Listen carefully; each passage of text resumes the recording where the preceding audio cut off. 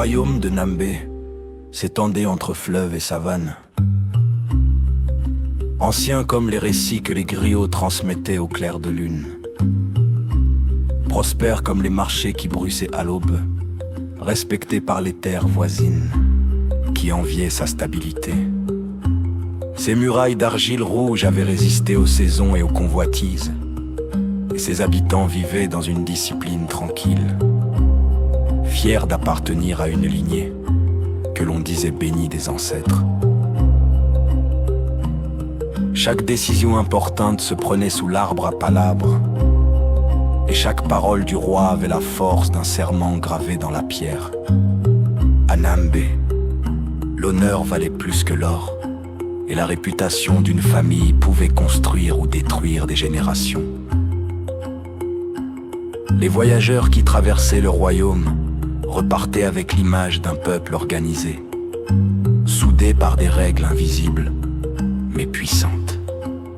Rien ne semblait pouvoir ébranler cet équilibre patient, entretenu par des années de gouvernance ferme et d'obéissance respectueuse.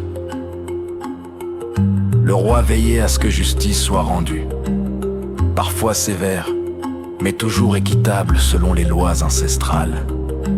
Les récoltes étaient bonnes, les conflits rares, et le nom de Nambé se prononçait avec considération dans les royaumes voisins. Pourtant, derrière cette apparente solidité, une fragilité dormait, silencieuse comme une braise sous la cendre. Le roi Folabi n'était pas un homme que l'on contredisait aisément, car son regard suffisait souvent à imposer le silence dans une assemblée agitée.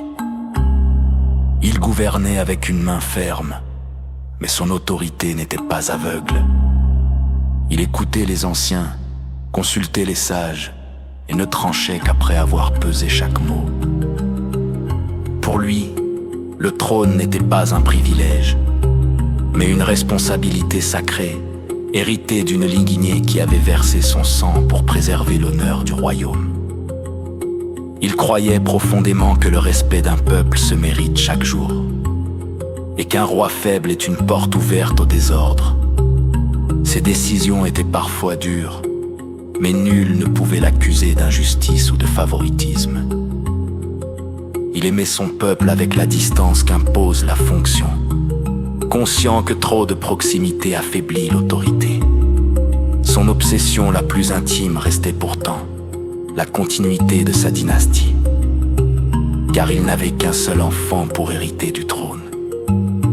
Chaque nuit, lorsqu'il contemplait les étoiles depuis la terrasse du palais, il priait les ancêtres de protéger cette unique lignée.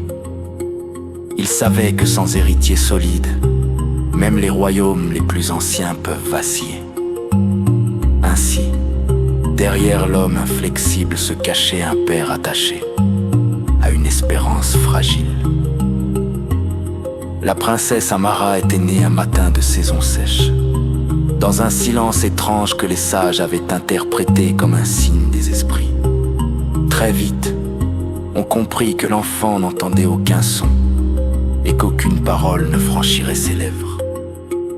Les guérisseurs furent appelés, les offrandes multipliées, les rituels accomplis, mais le verdict resta immuable. La princesse était sourde et muette. Le roi accueillit cette réalité, comme on accepte une épreuve envoyée par le destin, refusant que la différence de sa fille devienne une faiblesse publique. Il ordonna qu'on lui enseigne autrement, qu'on apprenne à lire dans ses gestes et dans ses regards, et que personne ne la traite avec pitié. Avec le temps, le silence d'Amara cessa d'être perçu comme une malédiction et devint presque sacré, comme si les ancêtres avaient choisi de parler à travers elle d'une manière que nul ne comprenait. Les habitants du royaume voyaient en elle une présence douce, mystérieuse, dont le regard semblait comprendre plus que les mots. On disait que son silence apaisait les colères et forçait chacun à écouter davantage son propre cœur. Elle grandit ainsi, protégée par l'amour discret de son père et par la curiosité respectueuse du peuple. Son mutisme devint un symbole de pureté, et l'on répétait que son destin serait extraordinaire. Personne n'imaginait que ce silence deviendrait un jour le centre d'un scandale impossible.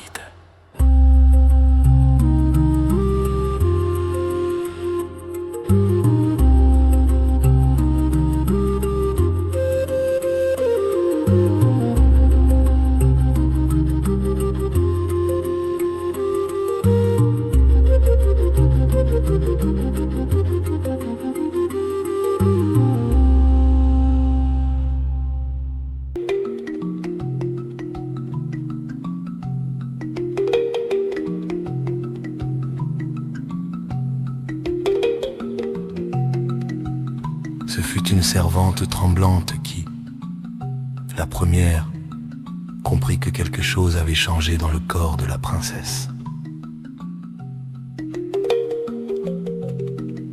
Les mois précédents avaient laissé des signes que l'on avait d'abord attribués à la fatigue ou à un simple malaise passager. Mais lorsque le ventre d'Amara commença à s'arrondir avec évidence, le palais entier fut saisi d'une stupeur glaciale. Les sages-femmes confirmèrent l'impensable. La princesse portait un enfant.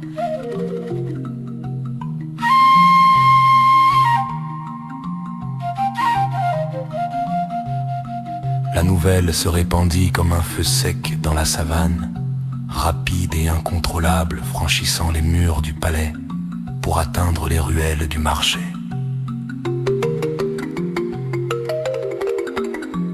Comment une princesse sourde et muette, surveillée jour et nuit, pouvait-elle se retrouver enceinte sans que nul ne sache de qui? La question brûlait toutes les lèvres et menaçait l'honneur même du trône. Les regards autrefois respectueux se chargèrent d'inquiétude et les murmures remplacèrent les salutations confiantes. Le silence sacré de la princesse devenait soudain un mur infranchissable derrière lequel se cachait une vérité insaisissable.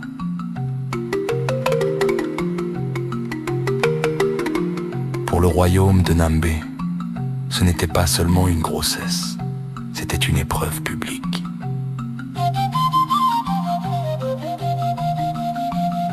Lorsque le roi Afolabi apprit la nouvelle, il resta longuement immobile, comme frappé par une force invisible qui lui coupait le souffle. La honte le traversa d'abord comme une lame froide, non, pas dirigée contre sa fille, mais contre l'idée que son autorité avait pu être contournée. Il refusa pourtant de céder à la colère aveugle, car un roi qui agit sous l'impulsion affaiblit son trône. Il convoqua les anciens, les chefs de clan et les gardes responsables de la sécurité du palais, exigeant des explications que personne ne pouvait fournir. Les réponses étaient floues, les certitudes inexistantes, et chaque silence autour de lui sonnait comme une accusation muette. Il comprit que le véritable danger n'était pas l'enfant à naître, mais le doute qui commençait à fissurer la confiance du peuple. Un royaume peut survivre à une tempête, mais rarement à la perte de son honneur. Afolabi se leva alors devant l'assemblée et jura que la vérité serait révélée, quel qu'en soit le prix.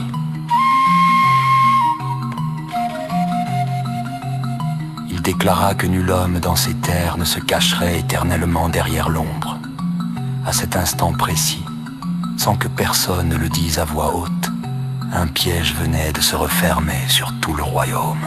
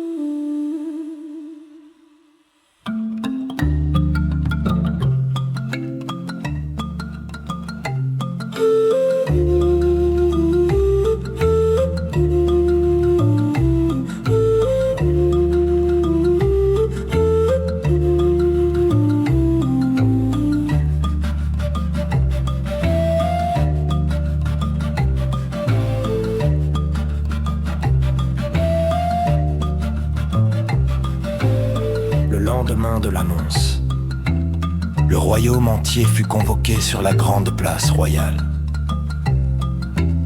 Les tambours sacrés retentirent dès l'aube, appelant tous les hommes en âge de porter la lance ou la houe à se présenter devant le palais. Aucun ne pouvait se soustraire à l'ordre du roi, car son autorité ne souffrait ni retard ni excuse. Des pêcheurs quittèrent les rives, des cultivateurs abandonnèrent leurs champs, des forgerons laissèrent refroidir leurs braises. Ils arrivèrent en silence, le regard troublé, l'âme chargée de soupçons invisibles. Chacun scrutait son voisin avec méfiance, cherchant dans ses yeux une lueur de culpabilité. La foule était dense, mais un vide étrange semblait planer au-dessus d'elle.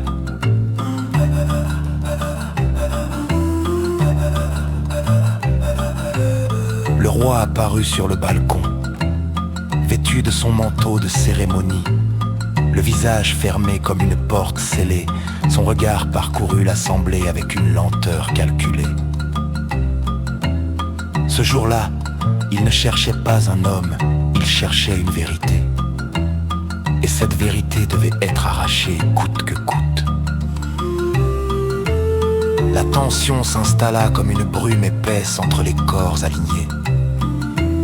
Certains murmuraient des prières, d'autres essuyaient la sueur froide qui coulait déjà sur leurs tempes.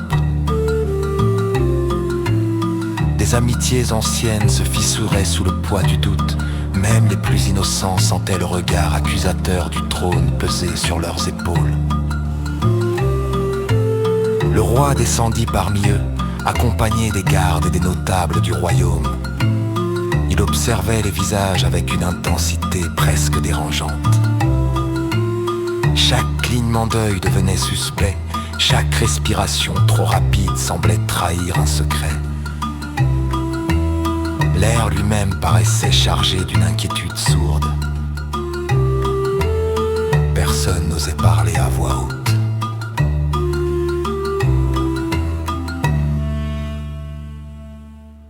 Le silence, habituellement symbole de la princesse, devenait maintenant celui de la peur collective. C'est alors qu'un vieil homme s'avança lentement depuis l'ombre des baobabs sacrés. Il était le plus ancien devin du royaume, respecté pour ses visions et craint pour ses vérités tranchantes. Son dos était courbé par les années, mais ses yeux brillaient d'une lucidité troublante. Il salua le roi sans trembler et demanda la permission de parler. Le roi, avide de solution, acquiesça d'un simple geste. Le devin expliqua qu'il existait une potion ancestrale transmise par les gardiens des mystères. Selon la tradition, elle révélait la faute cachée en exposant le corps du coupable à un signe visible et irréversible. La foule frissonna à ces mots. L'espoir de démasquer le responsable se mêlait à la crainte de forces invisibles. Le roi ordonna immédiatement que la potion soit préparée. Toute la journée, les femmes initiées pilèrent des racines, broyèrent des écorces et mélangèrent des poudres secrètes sous la surveillance du devin. La mixture fut versée dans une grande calebasse noire, posée au centre de la cour royale. À la tombée du jour, les hommes furent appelés un par un à boire. Le liquide sombre devant toute l'assemblée. Certains tremblaient en portant la calebasse à leurs lèvres, d'autres buvaient avec défi, comme pour prouver leur innocence. Les regards suivaient chaque mouvement avec une intensité presque douloureuse. On disait que le coupable tomberait à terre ou que sa peau se couvrirait de marques rouges comme la braise. Chaque homme, après avoir bu, restait immobile quelques secondes, suspendu au verdict invisible. Les battements de cœur semblaient résonner plus fort que les tambours du matin. L'attente devenait insoutenable. mais rien ne se produisit.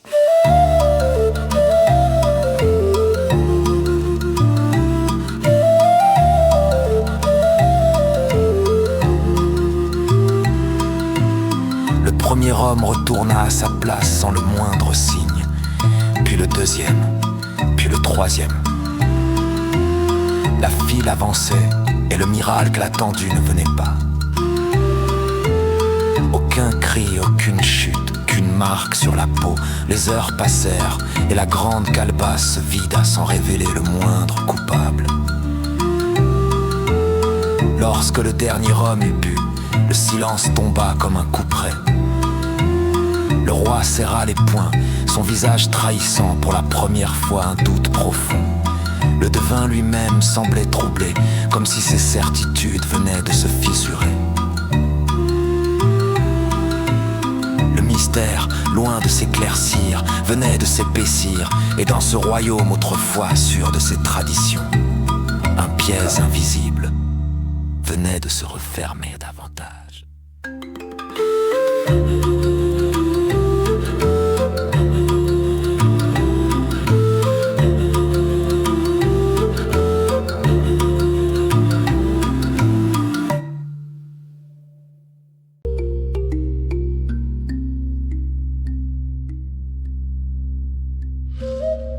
Les jours qui suivirent l'échec de la potion ne ramenèrent pas le calme espéré.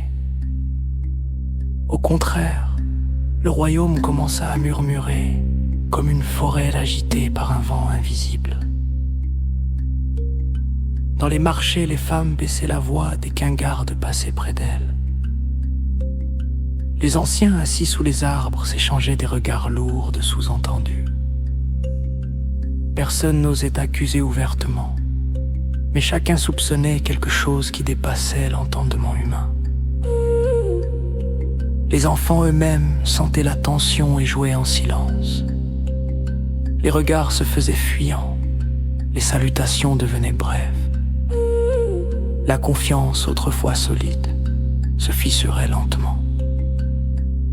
On ne parlait plus seulement d'un homme coupable, on commençait à évoquer des forces invisibles. Très vite, les rumeurs de sorcellerie envahirent les ruelles du royaume. Certains affirmaient que la princesse avait été visitée par un esprit de la nuit.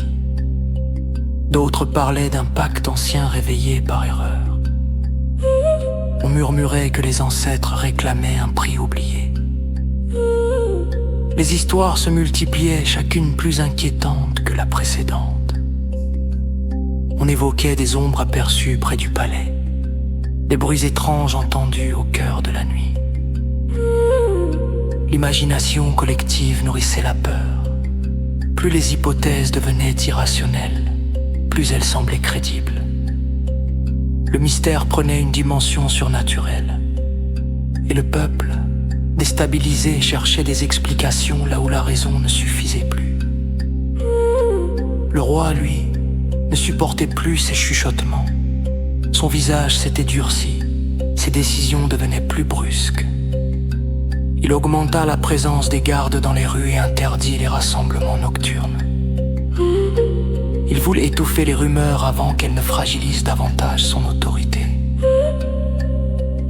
Mais la peur ne se combat pas par les ordres. Elle se glisse dans les cœurs et s'y installe sans bruit.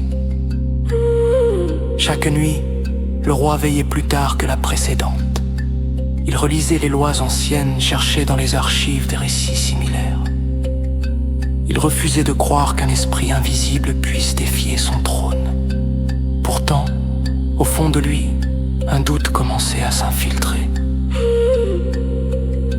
Il fit alors conduire la princesse dans la salle du conseil. Elle avançait lentement, les yeux baissés, le ventre déjà arrondi par les mois qui passaient.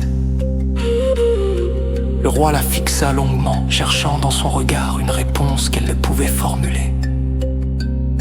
Il lui posa des questions avec une voix qu'il tentait de garder calme. Il voulait un signe, un geste, une indication.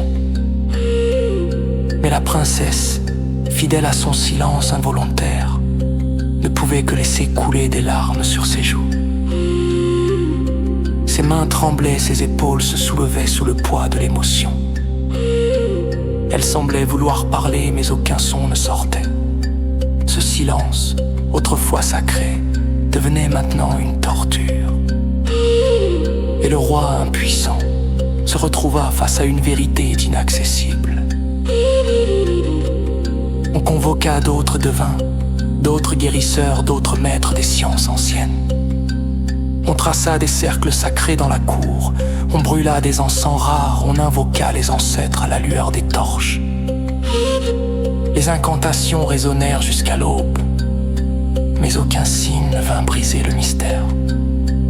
Les osselets jetés au sol ne révélèrent aucun nom, les flammes des braséros restèrent droites, indifférentes aux supplications. Même les plus respectés des sages baissèrent les yeux devant l'échec. Le roi observait chaque rituel avec une impatience contenue.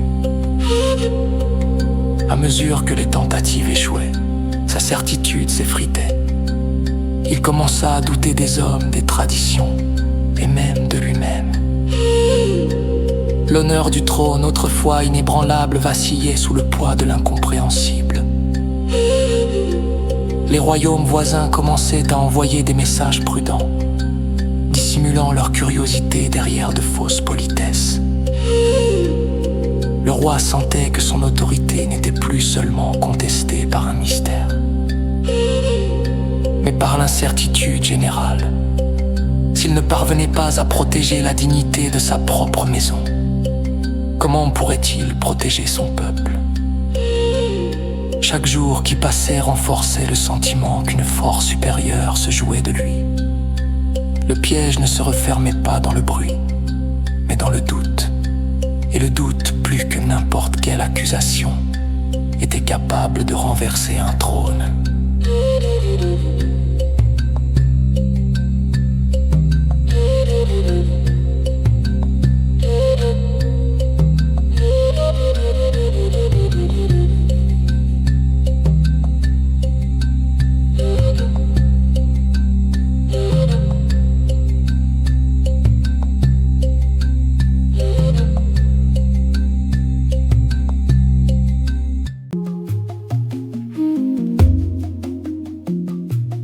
Les mois s'écoulèrent comme une eau lente et lourde, sans éclaboussure mais chargée de profondeur.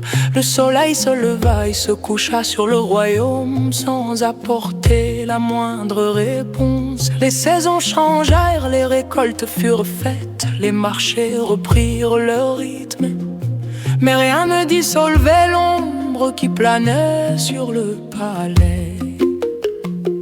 Chaque jour approchait le royaume d'un événement inévitable. Chaque aurore rappelait que le temps, lui, ne suspend jamais sa marche.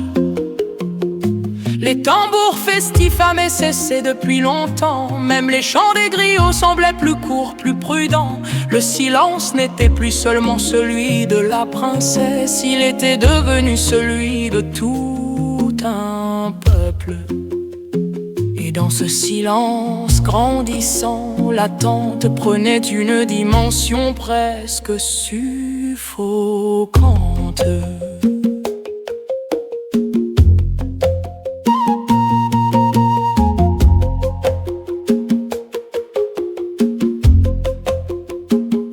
Le ventre de la princesse s'arrondissait avec une lenteur implacable. Les tissus fins ne parvenaient plus à dissimuler l'évidence. Son corps parlait désormais à la place de sa voix absente. À chacun de ses passages dans la cour intérieure, les servantes baissaient respectueusement les yeux, partagés entre compassion et crainte. La vie grandissait en elle avec une force que personne ne pouvait contester. Ce ventre devenu visible était à la fois promesse et scandale. Plus il prenait forme, plus le mystère s'épaississait. Le roi évitait parfois de la regarder, comme si cette vision ravivait son impuissance. puissance. Pourtant, il ne pouvait ignorer que le temps jouait contre lui. Dans les rues, les hommes évitaient désormais le regard du souverain. Lorsqu'il traversait la ville entouré de ses gardes, les conversations s'interrompaient aussitôt. Les têtes s'inclinaient plus bas qu'à l'ordinaire. Personne ne voulait attirer une attention qui pourrait devenir soupçon. Même les plus courageux sentaient un poids visible sur leurs épaules. La confiance s'était transformée en prudence permanente. Certains quittaient les rassemblements dès que le nom de la princesse était évoqué. D'autres priaient en secret pour que la naissance apporte une révélation. Mais au fond, chacun redoutait ce que ces révélations pourraient déclencher. Le roi, lui, sombrait peu à peu dans une obsession silencieuse. Il passait des heures seul dans la salle du trône, fixant les colonnes sculptées comme si elles détenaient un message caché. Il relançait les devins, exigeait qu'on consulte d'autres savoirs, d'autres traditions venues de contrées lointaines. Il voulait la vérité avant la naissance, comme si le temps pouvait encore être contraint par sa volonté. Il relisait les anciens récits de son lignage, cherchant une faille semblable dans l'histoire de ses ancêtres.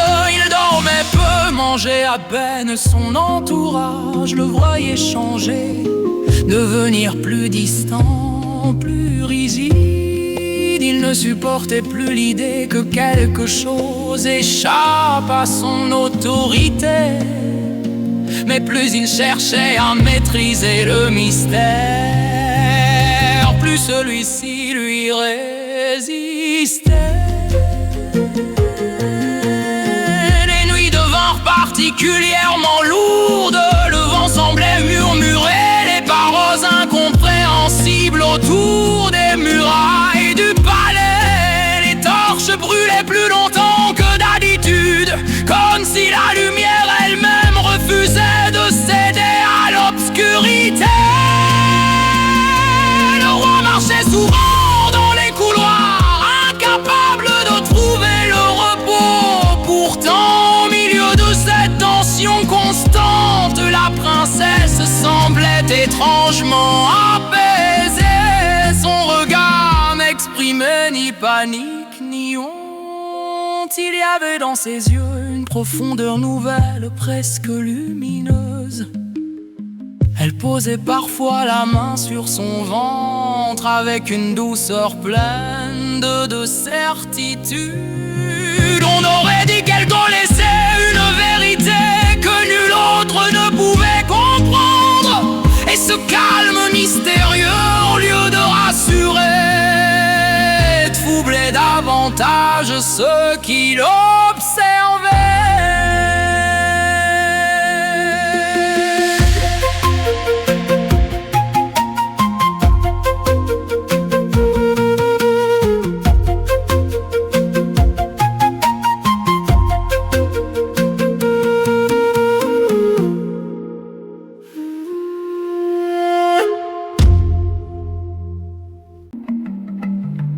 La nuit où tout bacula, le ciel se déchira au-dessus du royaume.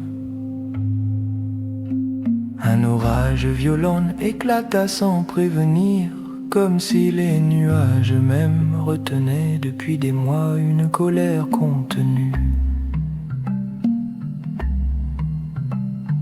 Le tonnerre grondait avec une intensité rare, faisant vibrer les murs épais du palais. Les éclairs illuminaient la cour intérieure par intermittence, révélant des silhouettes pressées et inquiètes. C'est au cœur de cette tempête que les premières douleurs saisirent la princesse. Les sages-femmes furent appelées en urgence, traversant les couloirs à pas rapides. Les servantes fermaient les volets pour empêcher le vent de s'engouffrer dans les chambres royales. L'air était lourd, chargé d'électricité et d'attente. Même les gardes, pourtant habitués aux crises, semblaient nerveux. Cette naissance n'était pas seulement celle d'un enfant, elle était celle d'une vérité attendue. L'accouchement se révéla long et éprouvant. Les heures s'étirèrent comme une corde prête à rompre. La princesse allongée sur les draps blancs serrait les poings dans un silence qui n'était plus seulement le sien, mais celui de tout le palais. Les sages-femmes murmuraient des encouragements, échangeant des regards inquiets. Le roi faisait les 100 pas derrière la porte close, incapable d'entrer, incapable de s'éloigner. Chaque cri étouffé de douleur résonnait dans son cœur comme un rappel de son impuissance. La pluie frappait les toits avec violence, couvrant parfois les voix à l'intérieur. Le temps semblait suspendu entre deux battements de tonnerre. Personne n'osait parler à voix haute dans les couloirs. Le royaume entier retenait son souffle.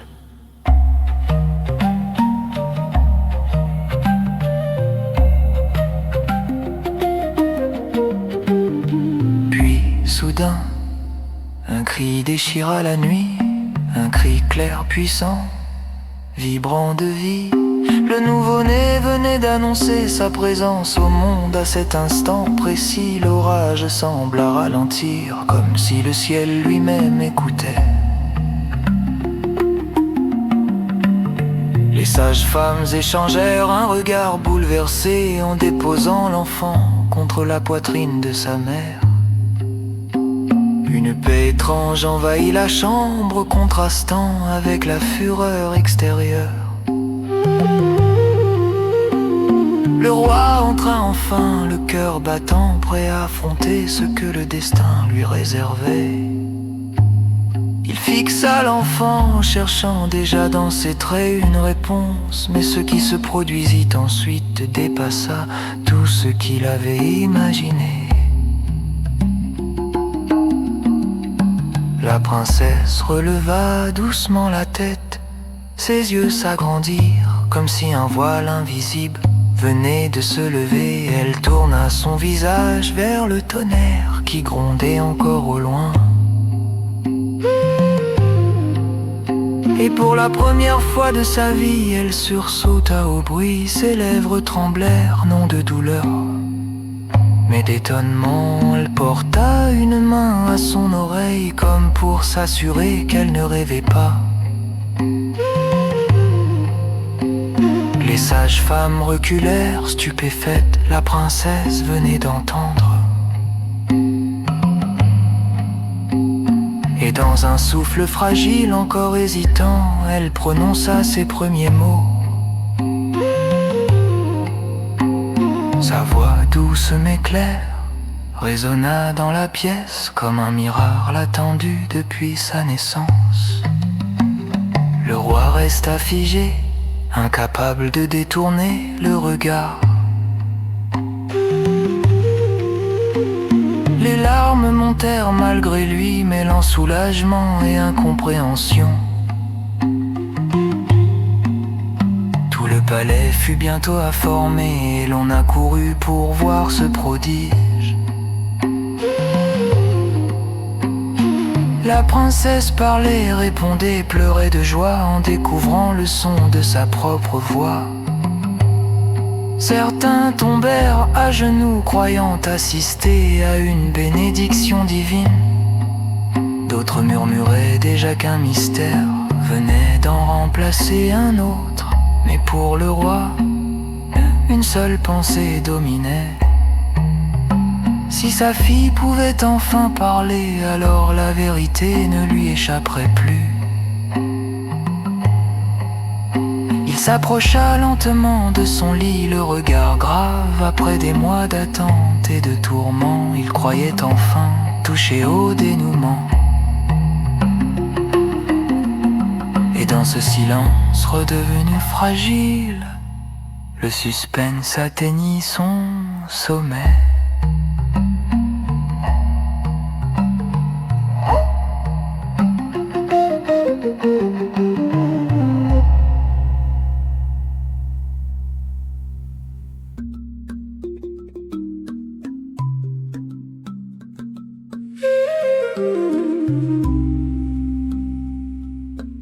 Le roi s'approcha du lit où reposait sa fille, tenant encore son enfant contre elle. La chambre était redevenue silencieuse, comme si le palais entier attendait la suite d'un récit sacré.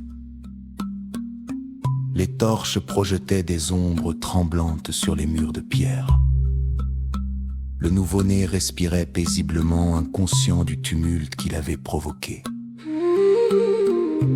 Le roi observa longuement la princesse, mesurant la portée du miracle dont il venait d'être témoin. Sa voix, lorsqu'il parla, était plus grave qu'à l'ordinaire. Il ne cria pas, il ne menaça pas. Il posa simplement la question qu'il retenait depuis des mois. « Dis-moi son nom. »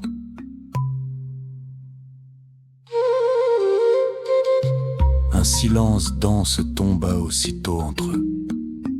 La princesse baissa les yeux vers son enfant, caressant doucement son front. On aurait dit qu'elle pesait chaque seconde, chaque souffle, chaque battement de son cœur. Ses lèvres s'entr'ouvrirent, puis se refermèrent. Le roi crut voir passer dans son regard une douleur plus profonde que toutes celles de l'accouchement. Elle leva enfin les yeux vers lui, et dans cette rencontre, il comprit qu'il ne s'agissait pas d'une simple réponse. Ce n'était pas la peur qui l'arrêtait. Ce n'était pas la honte non plus. C'était quelque chose de plus grand que l'honneur du trône. Elle inspira lentement, comme si parler exigeait un courage immense. Sa voix, encore nouvelle, tremblait mais restait claire. Elle expliqua que le miracle qui venait de se produire n'était pas sans condition. Une force qu'elle ne pouvait nommer lui avait rendu l'ouïe et la parole à la naissance de son enfant. Mais cette grâce était fragile, suspendue à un secret. Le jour où elle révélerait le nom du Père, le don lui serait retiré. Elle redeviendrait sourde et muette à l'instant même. Et pire encore, l'enfant qu'elle tenait dans ses bras lui serait arraché par la même force mystérieuse. Elle ne donna aucune explication supplémentaire. Elle affirma simplement que telle était la loi invisible qui la liait. Les mots résonnèrent dans la chambre, comme une sentence irrévocable. Le roi sentit son autorité vaciller une dernière fois. Il aurait pu exiger, ordonner, menacer. Il aurait pu invoquer la raison d'État, l'honneur, la tradition. Mais face au regard de sa fille, il comprit que certaines frontières ne se franchissent pas sans tout détruire. Il regarda l'enfant paisible, innocent de tout conflit. Il regarda la femme que sa fille était devenue, prête à sacrifier sa voix retrouvée pour protéger sa chair. Le choix n'était plus politique, il était humain. Alors, lentement, le roi détourna les yeux. Il ne posa plus aucune question. Il comprit que la vérité qu'il avait poursuivie avec tant d'acharnement n'était pas destinée à être possédée. il annonça que l'enfant serait reconnu comme héritier du royaume, sans autre explication. Le palais reçut l'ordre de ne plus évoquer l'origine de cette naissance. Le royaume, fidèle à son souverain, apprit à vivre avec ce secret. Les murmures cessèrent progressivement, remplacés par un respect silencieux. Ainsi, le trône fut sauvé non par la révélation, mais par le renoncement. Le roi comprit que toutes les vérités ne sont pas faites pour être exposées à la lumière. Certaines brûlent ceux qui les dévoilent.